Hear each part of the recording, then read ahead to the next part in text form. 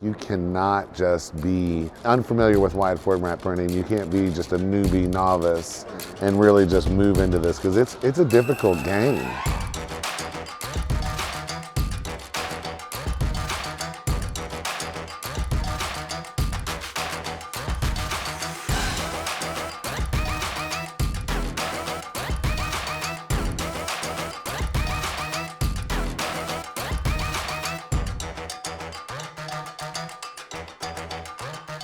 Hey, so we just ran into Emory with Atlanta Vinyl, and they're our good friends down there. They carry StarCraft products, and Emory is a 20-year veteran of the wide format printing industry. And recently you've been doing a lot with DTF printers. Correct. Yeah, and so you're the ones that can tear the machine down, you said, and rebuild it from basically the ground up if you needed to. If I have to, yes. Yeah, you're the in-house tech. That's correct.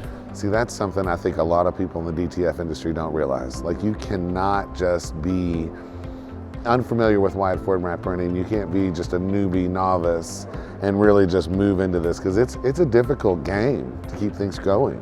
Absolutely, and the other wrench that is thrown into all the problems with wide format printing is printing with white ink.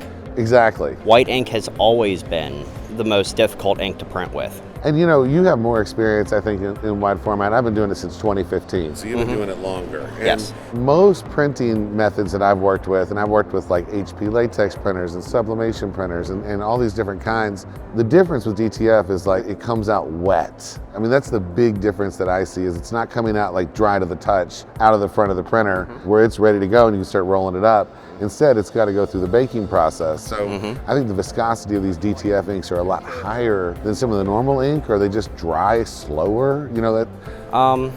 So it's not so much that as, because when you're calibrating the ink from the factory to the actual print head itself, the print head nozzles have a set opening aperture. Right. And if you're using an ink that is too thick, then you're going to run into more clogging issues. Right, right. Now, one of the things that I mean, I don't know if you've tested anything. Have you all ever worked with any kind of vertical dryers?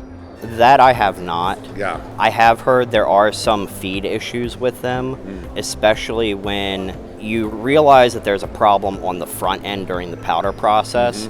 And then trying to get it corrected towards the end. Right. It seems to be harder to shift that film from side to side. Yeah. Whereas with a flat oven, you can turn off your vacuum suction. And correct your tracking. Correct. Yeah, absolutely. Okay, yeah, that's a good idea. That's not one I'd heard. Have you all been through a full season with these new printers where you've seen, you know, what it's like in the summer? You're definitely dealing with it like in the cold of winter right now. You're probably having to humidify that area. Oh, absolutely. Yeah. We started out using a converted printer to test the market and see if it was worth the investment into a larger machine that was actually more designed for DTF. Right. And we did run into a lot of challenges with humidity. I see on some of the forums on Facebook that a lot of people are trying to run low humidity or don't realize the actual humidity requirements. Right. Running a higher humidity towards the upper echelon of the range will help to reduce clogging, but you have to be able to make sure that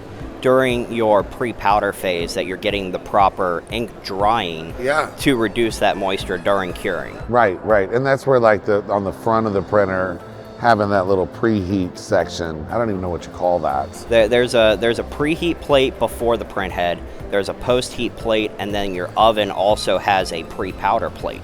Right. And all of those combined with the chemical composition of the film help to accelerate that drying. Right. Ideally, you want your white ink to have a matte finish by the time that powder hits it. Agreed, agreed.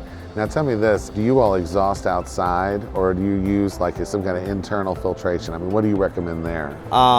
Because of the way our facility is currently designed, we are using an internal filtration system that does also vent out to the outside. Oh, nice. So it's filtering it through the system and then venting. Correct. That's nice. And the venting is not so much venting the fumes that are left over after filtration, but it's to accelerate getting that heat out of the building. Right. Because electronic components cannot withstand high heat levels. It's true. That's true. So yeah, so the vent, does achieve two things because it's like you're putting off all that heat in the dryer you don't want that heat staying around. You want to get rid of it after you've used it. Correct. Cool. I hadn't thought about that. Unfortunately, filtration options are not going to properly scrub all of that exhaust. Agreed. Even post filtration, I do still have an oil collection method. Yeah, you've got to trap it. I get a couple liters a week out of the filtration unit. Yeah. But through the trap that I have on our exhaust, I'm still getting about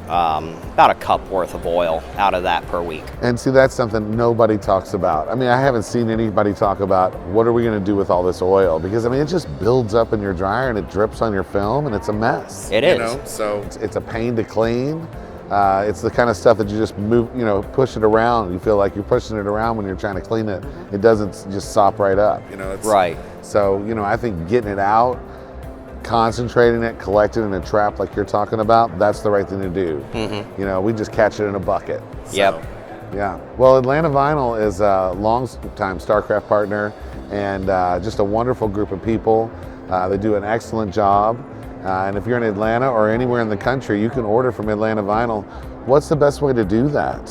So the best way would be to go to our website, atlantavinylstore.com. Okay. On the top menu, click on Custom DTF Transfer. Perfect. And we also have a large collection of stock images as well. Awesome. Our average turnaround time before shipping is typically 1 to 2 business days. Sweet. Of course, peak periods near holidays, that can increase, but we do try our best to keep it as low as we can. Well, Emory, it's so nice meeting you, man, and thanks for joining in our little vlog, and we wish Atlanta Vinyl tons of success. We know it's coming. Absolutely. It was a pleasure, Mike. Yeah, man. Thank you. Thank you.